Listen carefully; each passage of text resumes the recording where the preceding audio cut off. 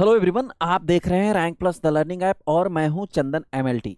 जी हाँ साथियों, आज एक मजेदार वैकेंसी आया है और ये वैकेंसी किस पोस्ट के लिए है और इसमें कौन कौन लोग अप्लाई कर सकते हैं, इस पे पूरी डिटेल बात करने जा रहे हैं। ये वैकेंसी सर आया हुआ है सीसीआरएच न्यू दिल्ली से। अब वैकेंसी न्यू दिल्ली से है तो क्या केवल न्यू दिल्ली वाले ही अप्लाई करेंगे या कहीं और के भी अप्लाई कर सकते हैं, ये भी बात करेंगे। अब सीसीआरएच का फुल फॉर्म क्या होता है सर? सीसीआरएच का फुल फॉर्म होता है central council for research in homoeopathy. इसी को हम लोग बोलते हैं शॉर्ट में CCRH, central council for research in homoeopathy. तो अब क्या होम्योपैथी में वैकेंसी है तो केवल होम्योपैथी वालों को अप्लाई करना है? बिल्कुल भी नहीं, इसमें होम्योपैथी वालों को तो अप्लाई ही नहीं करना है सर। हॉस्पिटल जहां होम्योपैथी की हो या एलोपैथी की, टेस्ट हमें ही परफॉर्म करना होता है, तो हम ही इसमें भी अप्लाई करेंगे। किस पोस्ट पे है वैकेंसी, इसकी बात करेंगे। कितने पोस्ट पे वैकेंसी है, कैसे अप्लाई कर सकते हैं, कब से अप्लाई फॉर्म स्टार्ट हुआ है, रियल है कि नहीं है, सिलेबस क्या होगा, एक्सपेक्टेड एग्जाम डेट क्या होगा, पैटर्न क्या होगा, नेगेटिव मार्किंग है कि नहीं, किस लैंग्वेज में एग्जाम होगा, एवरी टॉपिक्स पे बात करने जा रहे हैं। तो जैसा कि हमारा नेचर है जी, आप तो जानते ही हो, पहले हम चेक करेंगे कि वैकेंसी रियल है कि नहीं। सिंपल सा उसके लिए हमें क्या करना होगा सर? हमें सिंपली उसके लिए आना होगा गूगल क्रोम पे। अच्छा एक बात और, ये सीसीआरएच की वैकेंसी जो आई हुई है, ये वैकेंसी क्या पहले भी आई है सर और सिलेक्शन हुआ है? बिल्कुल हुआ है। ये वैकेंसी पहले भी आया था 2022 में, अब आया है 2025 में, 23-24 में नहीं आया। मैंने देखो यूट्यूब पे जाओगे और यूट्यूब पे सर्च करना लैब टेक्नोलॉजिस्ट न्यू वैकेंसी 2022, सबसे ऊपर में हमारा दिखेगा आपको। 2022 में वैकेंसी आया था सीसीआरएच का, 29 अक्टूबर 2022 को आया था। और इसका मैंने वीडियो भी तभी आपको बना करके दिया था। उस समय 22 पोस्ट पे वैकेंसी थी, एग्जाम हुआ, देन सिलेक्शन। एग्जाम हालांकि थोड़ा डिले हुआ, फिर सिलेक्शन भी हुआ, ठीक है सर। यानी कि ये वैकेंसी एक बार पहले भी आ चुका है 2022 में, अब वापस वैकेंसी आया है सर। अक्टूबर नवंबर में आया था, 29 अक्टूबर 2022 को आया था, फिर से आया सर अभी वाकई में नवंबर में ही, हमारे 2025 में। अब ये वैकेंसी रियल है कि नहीं है, इसको चेक करने के लिए हम क्या करेंगे सर? गूगल पे आएंगे, इसको थोड़ा सा जूम कीजिए सर। जूम करने के बाद गूगल में आकर के सीधे यहाँ पर सीसीआरएच लिख देना है। सबसे ऊपर में जो है आपको वेबसाइट दिखेगी, सीसीआरएच मिनिस्ट्री ऑफ आयुष लिखा होगा, ccrhindia.ayush.gov.in। सेंट्रल गवर्नमेंट की वैकेंसी है, बहुत बढ़िया वैकेंसी है सर। सिंपल सा पहला वाला वेबसाइट आपको ओपन कर लेना है। मैं क्लिक करूंगा, स्क्रॉलिंग चल रहा है, ये नेट के ऊपर डिपेंड करता है कि कितने देर में ओपन होगा। दूसरा इस बात पर डिपेंड करता है कि ये वेबसाइट को मल्टीपल टाइम विजिट हुआ है। अभी वैकेंसी आया है ना, तो थोड़ा डिले भी रिस्पॉन्स कर रहा है ओपन होने में। अब देखते हैं हम लोग कितने देर में ओपन होता है। We are waiting while it will be open. अब सर आपके सामने सीसीआरएच का central council for research in homoeopathy का ऑफिशियल वेबसाइट ओपन हो गया। ऑफिशियल वेबसाइट ओपन होने के बाद देखो यहाँ पर एक सेक्शन बना हुआ है ऊपर में ही रिक्रूटमेंट का। इस रिक्रूटमेंट पे आप क्लिक करोगे सर तो यहाँ दिखेगा रिक्रूटमेंट रूल्स और रिक्रूटमेंट, तो आपको रिक्रूटमेंट पे क्लिक करना है, रूल्स पे नहीं। जैसे ही रिक्रूटमेंट पे आप, अच्छा यहाँ से सिक्योरिटी पर्पज से नहीं लगा, मैं यहाँ से क्लिक करता हूँ। जैसे ही आप रिक्रूटमेंट पे क्लिक करोगे सर, एक जो है नया आपको डैशबोर्ड ओपन होगा। इस डैशबोर्ड में मैं थोड़ा और इसको जूम करूंगा, तब आपको दिखेगा। यहाँ पर देखो इस डैशबोर्ड में दो चीजें लिखा हुआ है, एक वैकेंसी और एक रिजल्ट। तो आपको वैकेंसी वाले सेक्शन पे क्लिक करना है। जैसे ही क्लिक करोगे सर, सबसे ऊपर में जो है देखो आपको दिखेगा यहाँ पर, और जूम करो ताकि बच्चों को दिख पाए। देखो सर यहाँ पर लिखा हुआ है online application portal group A B C vacancy, advertisement number 179/2025-26, 180/2025-26। तो ये 180/2025-26 ना, ये हमारी है जो अभी हम बात कर रहे थे, अभी पीडीएफ में भी दिखाऊंगा। दो बातें यहाँ समझना है, ये वैकेंसी यहाँ मेंशन है यानी रियल है। अब सबसे फर्स्ट में रिक्रूटमेंट नोटिस एडवर्टाइजमेंट नंबर 125 180/25-26, इस यहाँ डाउनलोड का ऑप्शन दिया, इस पे अगर क्लिक करोगे सर तो इस पे क्लिक करने पर आपको पीडीएफ ओपन हो जाएगा। देखो इस पीडीएफ में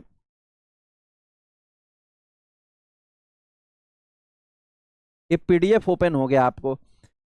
इस पीडीएफ में थोड़ा मैं आपको जूम करता हूं। देखो इस पीडीएफ में आपको यहाँ दिखेगा वैकेंसी एडवर्टाइजमेंट नंबर 180/2025-26 लिखा हुआ है। यानी जिस पीडीएफ को भी मैं एक्सप्लेन करने जा रहा हूँ यह वेबसाइट पे अवेलेबल है।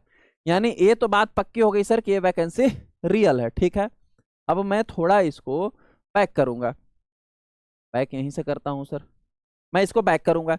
दूसरा ऑप्शन दिया गया है कि इसमें अप्लाई कैसे करेंगे सर हम फॉर्म को। देखो अप्लाई करने के लिए ना ऊपर में यहाँ पर लिंक दिया हुआ है, ठीक है। इस लिंक पे आपको क्लिक करना है। जैसे इस लिंक पे क्लिक करोगे ओके का एक पॉपअप आएगा, ओके करो। ओके करने के बाद फिर नया जो है आपको अगेन एक डैशबोर्ड ओपन होगा। यहाँ पर देखो इन्होंने बताया हुआ कि वैकेंसी की है कौन कौन सी पोस्ट के। 179/2025-26 जो है जूनियर लाइब्रेरियन के लिए है। 180/2025-26 में assistant research pharmacology staff nurse medical laboratory technologist MLT हमारा वाला वैकेंसी भी है। और भी वैकेंसी है, एक हमारा junior medical laboratory technology 2 post का हमारा वैकेंसी है, दोनों पे भी बात करूंगा। अब देखो मैं यहाँ पर आया अगर इस वेबसाइट पे, तो हमें अप्लाई करना कैसे इस बात पे हम डिस्कशन कर रहे थे। देखो यहाँ अप्लाई ऑनलाइन का ऑप्शन दिया गया है। अप्लाई ऑनलाइन पे जैसे ही आप ओपन करोगे एक नया डैशबोर्ड ओपन होगा। यहाँ पे लिखा हुआ एप्लीकेशन ID और रजिस्ट्रेशन नंबर, यहाँ लिखा हुआ डेट ऑफ बर्थ। यदि आपने पहले रजिस्ट्रेशन किया हुआ है तो डायरेक्ट लॉगिन करो और फॉर्म अप्लाई करो। अगर आप न्यू यूजर हैं तो यहाँ पर लिखा हुआ है click here for new registration.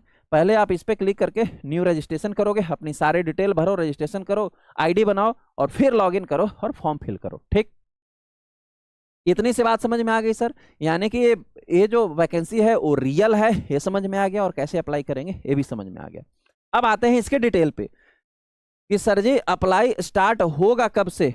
CCRH की वैकेंसी है, अप्लाई होगा स्टार्ट कब से सर। अप्लाई जो स्टार्ट होना है वो स्टार्ट होना है 5 नवंबर 2025 से स्टार्ट होगा। सो आपको 26 नवंबर 2025 तक चलेगा, यानी 20 दिन का समय है। इन्हीं 20 दिन में आपको जो है फॉर्म अप्लाई कर लेना है। डेट समझ में आ गई सर। ठीक, नेक्स्ट वन थिंग हमें क्या डिटेल लेना है कि किस पोस्ट पे वैकेंसी आया है सर। पोस्ट का नाम है मेडिकल लैबोरेटरी टेक्नोलॉजिस्ट MLT। पे लेवल 6 होगा, 35,400 से 1,12,400 तक होगा। कितने नंबर ऑफ पोस्ट है सर? 28 है, 28 पोस्ट है सर। जब 2022 में आया था तो केवल 22 पोस्ट था। 28 पोस्ट में 12 जो है 12 है अनरिजर्व के लिए, 8 पोस्ट है OBC के लिए, 4 पोस्ट है SC के लिए, 2 पोस्ट है ST के लिए और 2 पोस्ट है EWS के लिए। ठीक है सर। एज लिमिट क्या होगा सर? 35 साल से ऊपर आपकी नहीं होनी चाहिए, लेकिन 35 ईयर कब पूरा होना चाहिए। सपोज दैट अभी वैकेंसी आया है सर, आज मेरा 35 ईयर हो गया तो मैं अप्लाई कर सकता हूँ क्या ना, इस पे भी डिस्कशन करूंगा। यानी कट ऑफ की लास्ट डेट कौन सी होगी उसकी मैं बात करूंगा। कुल मिला के आपकी उम्र 35 साल से ऊपर नहीं होनी चाहिए। ठीक है सर। अब इस पोस्ट में अप्लाई करने के लिए इसेंशियल क्वालिफिकेशन क्या चाहिए, इन्होंने मेंशन किया हुआ है bachelor degree in medical laboratory science from recognised university institute. Sir अब यहाँ एक बड़ी बात हुई, अभी क्या सर आया था एक आया था रेगुलेशन किसके लिए? BMLS के लिए, bachelors degree in medical laboratory science. यानी किसी भी स्टूडेंट ने जो BMLS किया हुआ है वो इसमें अप्लाई कर सकता है। अब आपके मन में सवाल आ रहा होगा कि सर क्या BMLT और वोकेशनल वाले नहीं कर सकते हैं? वे भी दोनों कर सकते हैं। इसमें BMLS किया हुआ हो, BMLT किया हुआ हो या BSc वोकेशनल किया हुआ है MLT आपने, तीनों अप्लाई कर सकते हो, कोई परेशानी नहीं है। 2022 में भी जो वैकेंसी आया था उसमें भी अप्लाई किया था और सिलेक्शन भी हुआ। Got it sir? इतनी सी बात समझ में आई। यानी कि अब आपने या तो इन तीनों में से कुछ भी किया हुआ है, ये होना चाहिए। ठीक, इसमें डिप्लोमा वालों का नहीं है। ठीक, दूसरा इसमें एक और क्राइटेरिया है। क्या क्राइटेरिया है कि आपने किया हुआ है, साथ ही साथ 2 साल का आपको इसमें एक्सपीरियंस चाहिए। पहला एजुकेशन क्वालिफिकेशन ए है, तीनों में से कोई एक हो, प्लस दूसरा क्या है सर? 2 इयर्स का एक्सपीरियंस होना चाहिए। इसलिए मैं बात करता हूँ कि एक्सपीरियंस पे हमेशा काम करो आप लोग। एक्सपीरियंस रेलेवेंट फील्ड का होना चाहिए। ऐसा कोई कैटेगरी नहीं है इसमें डाला हुआ है कि आपको 100 बेडेड हॉस्पिटल, 50 बेडेड हॉस्पिटल, सब कुछ भी नहीं। कहीं भी किसी भी वैलिड लैब से आपने जॉब किया हुआ, चाहे लैब में जॉब किया हुआ, चाहे हॉस्पिटल में जॉब किया हुआ, प्राइवेट है सरकारी है, कहीं भी किया हुआ है आपका एक्सेप्टेड होगा। बस 2 साल का एक्सपीरियंस होना चाहिए। इतनी सी बात समझ में आ गई। नेक्स्ट वन थिंग हमें क्या समझना है सर कि एक और पोस्ट पे इसमें वैकेंसी है। एक है मेडिकल लैबोरेटरी टेक्नोलॉजिस्ट MLT और दूसरा है जूनियर मेडिकल लैबोरेटरी टेक्नोलॉजिस्ट। इसके लिए सर एक पोस्ट पे वैकेंसी है, ज्यादा नहीं है, एक पोस्ट पे, जो अनरिजर्व कैटेगरी का है। इसमें OBC वाले भी भर सकते हो, लेकिन SC ST भी भर सकते हो, कोई भी भर सकते हो, लेकिन वो अनरिजर्व में ही कंसिडर किए जाओगे आप। ठीक है। इसकी एज सर 28 साल से ज्यादा नहीं होना चाहिए। इसकी एजुकेशन क्वालिफिकेशन क्या है सर? 10+2 आपके साइंस सब्जेक्ट से होनी चाहिए। इसमें इन्होंने PCB या PCM नहीं मेंशन किया, तो आप PCM PCB किसी से भी हो, साइंस से होना चाहिए। 10+2 के बाद आपकी DMLT होनी चाहिए। आपने DMLT किया हुआ है किसी भी गवर्नमेंट या प्राइवेट रिकॉग्नाइज्ड यूनिवर्सिटी इंस्टीट्यूट से। साथ ही साथ 1 साल का एक्सपीरियंस होना चाहिए। क्या साल? क्या सर, 1 ईयर रिलेवेंट एक्सपीरियंस होना चाहिए। यानी इसमें क्या आपकी एजुकेशन क्वालिफिकेशन हो गई, सबसे फर्स्ट वन 10+2 साइंस से होना चाहिए।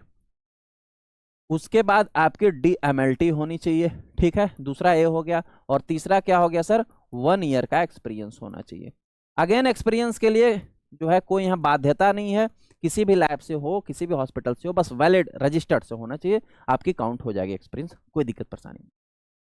यहाँ तक कोई दिक्कत परेशानी सर, कोई कंफ्यूजन नहीं होना चाहिए।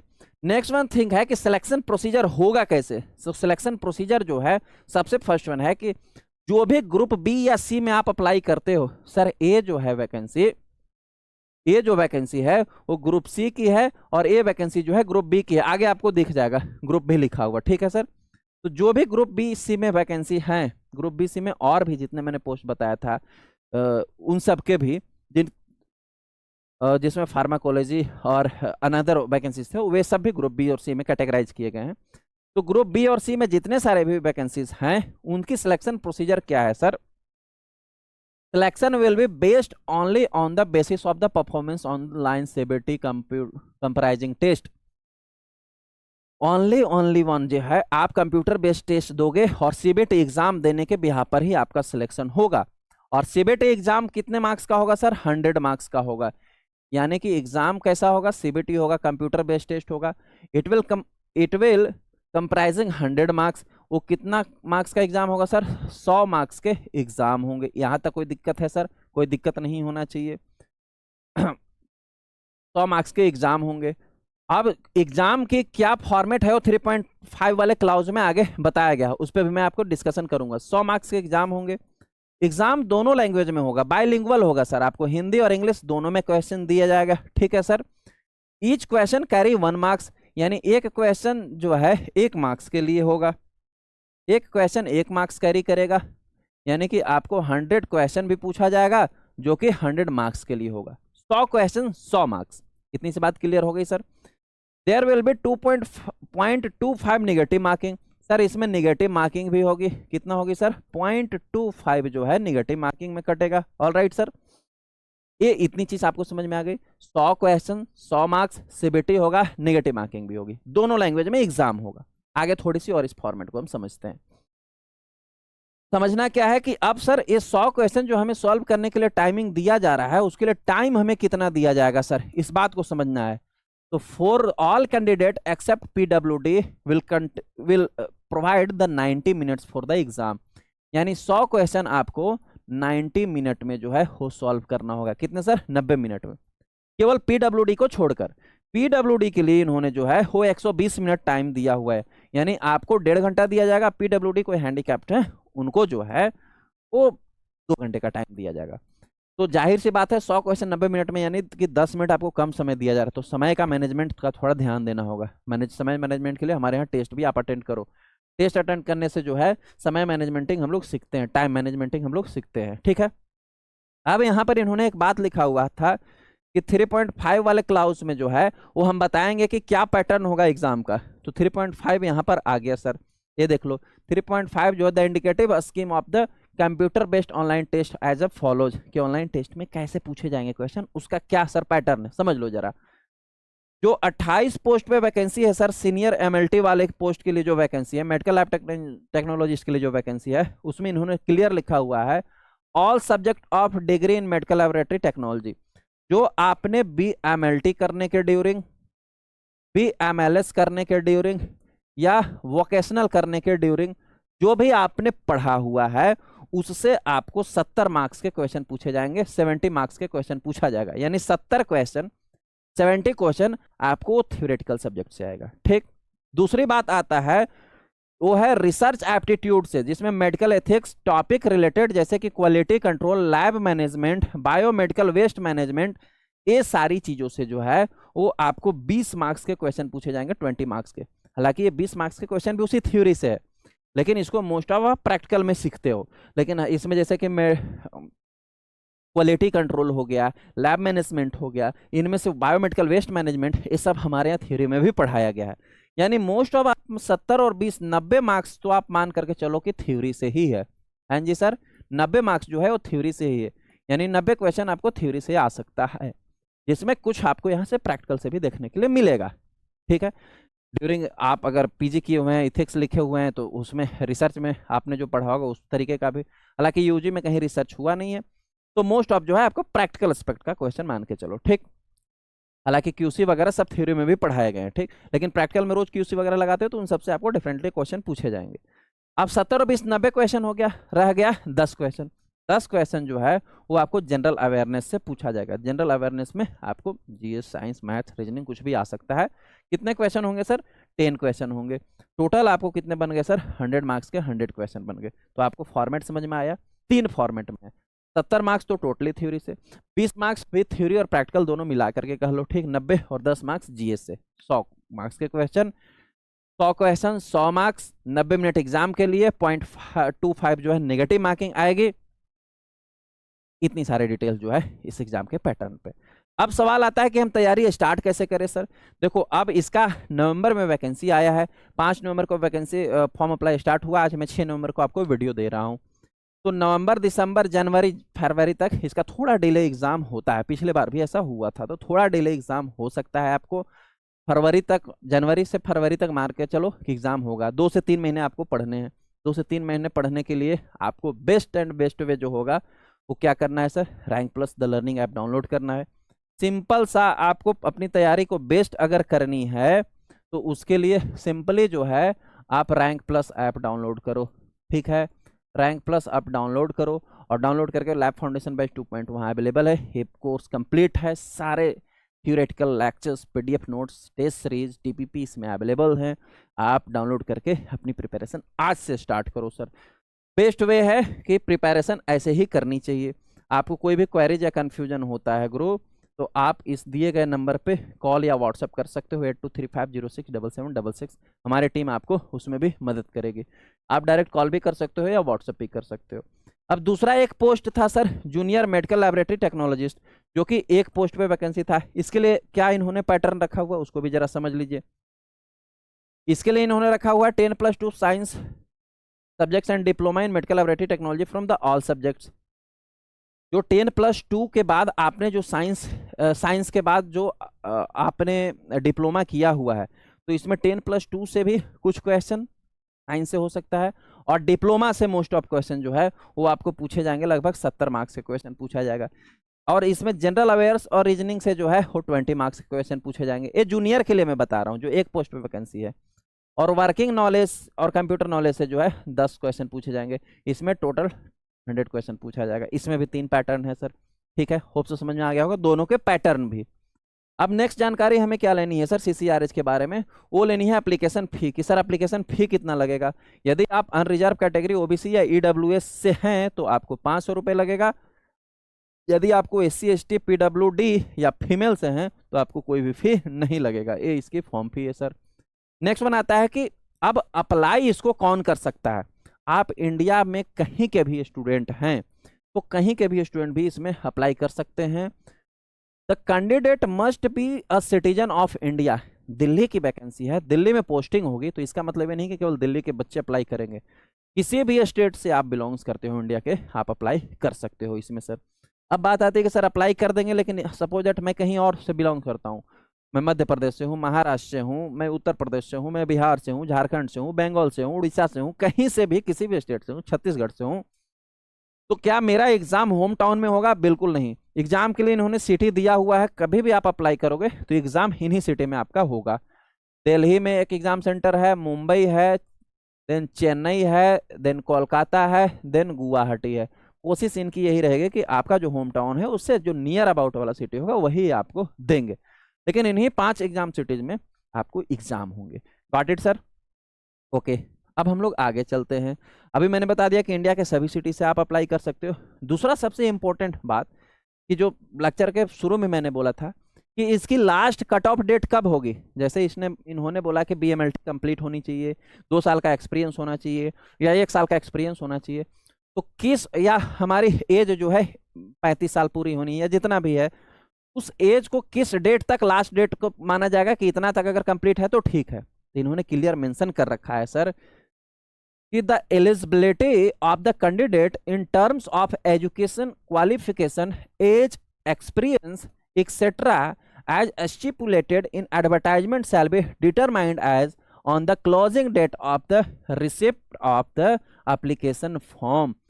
यानी कि जो इस फॉर्म का लास्ट डेट है, जो कि कौन सा है लास्ट डेट सर, वो है 26 नवंबर, 26 नवंबर 2025 जो है इसकी लास्ट डेट है।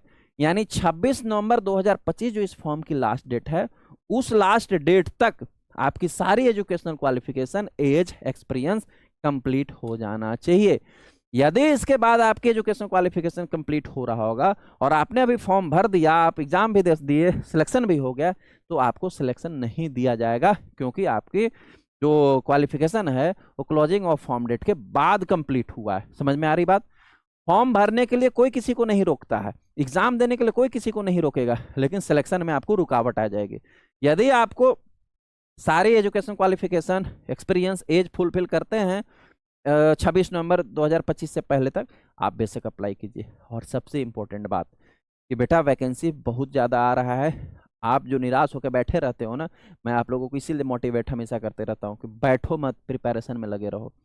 अब प्रिपरेशन में लगे होंगे तो अभी इसकी एग्जामिनेशन के प्रिपरेशन में आपको बहुत आसानी होगी, जल्दी से आप रिवीजन कर लोगे, फटाफट जो है स्टार्ट हो जाएगा। क्लासेस अभी 3.0 के भी चल रहे हैं। तो और अभी तुरंत गोरखपुर एम्स की वैकेंसी आई, उसका मैंने 2 दिन पहले दिया। अब CCRH की आई, अभी ग्रुप 5 के भी पेपर में कटिंग आया, मतलब 10 दिन 15 दिन के अंदर वो भी आ जाएगा। तो बेटा आप पढ़ोगे नहीं तो आपको सिलेक्शन कैसे मिलेगा? और पढ़ने के लिए आपके मन में क्या जंग लगा हुआ है ना, मैं इस बात को थोड़ा सा चर्चा करना चाहूंगा। थोड़ा सा है, बात कठिन होता है टीचर के लिए बोलना, बात जो है थोड़ा कड़वा होता है बच्चों के लिए बोलना, लेकिन इंपॉर्टेंट होता है। आपको बस क्या लगता है कि किसी भी इंस्टीट्यूट में, अपनी बात नहीं कर रहा हूँ कि केवल रैंक प्लस में ज्वाइन करो बस हो गया कल सिलेक्शन, किसी भी इंस्टीट्यूट में ज्वाइन करोगे पढ़ना तो पड़ेगा, लेकिन आपके मन में क्या सवाल आता है ना कि किसी भी इंस्टीट्यूट को मैं 5 या 6 हजार रुपया दे दिया तो वो इंस्टीट्यूट अमीर बन गया, मैं गरीब बन गया, मेरा सब कुछ चला गया। 5 हजार में जो आजकल कोर्स इंस्टीट्यूट वाले बेच रहे हैं ना, वही कोर्स जब ये जियो नहीं आया था, आप याद करना, जब से ना इंटरनेट की एरा नहीं स्टार्ट हुई थी, वही कोर्स ना ऑनलाइन में 60 हजार में बिकता था। आ रही बात समझ में? और उसको शौक से लोग जाकर के पढ़ते थे, वो भी अवेलेबल नहीं था सब जगह, बहुत मुश्किल थी लोगों को अचीव करना। उसकी ना 800% फी कम हो गया, तो समझ लो कि आपको कितना में वो कोर्स मिल रहा है। और ये 5 हजार की कोर्स लेकर के पढ़ करके हमें अगर सिलेक्शन मिल रहा है, तो इसको मैं हमेशा कहता हूँ एज ए इन्वेस्टमेंट लो। लाइफ में जब तक इन्वेस्टमेंट नहीं करोगे सर, आउटपुट तब तक नहीं आपको मिलेगा। इन्वेस्टमेंट तभी करोगे जब आप पढ़ोगे, पढ़ना होगा तो पढ़ने की कंसिडरेशन जगाओ, नौकरी मिलेगी। फालतू की बातें, गॉसिप्स बहुत होता है मार्केट में कि पैसे ले लो सिलेक्शन तभी होगे, 5 ही पोस्ट है, 28 ही पोस्ट है, 50 ही पोस्ट है, गाते ही रह जाएंगे वे, उनका सिलेक्शन नहीं होगा। मेरी बात कुल मिलाकर इतना ही। आप बच्चों को शुभकामनाएं मैं यही देना चाहूंगा कि आप सर प्रिपरेशन में लगोगे तभी सिलेक्शन होगा, और सिलेक्शन लेना है तो लड़के लेंगे, छोड़ देंगे तो फिर क्या हमें मिलेगा सर, है ना? लड़ेंगे तभी ना मिलेगा। ठीक है, तो होप्स उम्मीद करते हैं कि आप यहाँ पर भी अप्लाई करें, गोरखपुर वाले में भी अप्लाई करें, ग्रुप 5 की आएगी तो उसमें भी अप्लाई करें, और भी बहुत सारे अपकमिंग हैं, आने दो, सबकी डिटेल मिलेगी, बस प्रिपरेशन कंटिन्यू रखो। ठीक है सर, मिलते हैं हम लोग किसी नए वीडियो में, नए टॉपिक, नए इन्फॉर्मेशन के साथ। Thank you so much.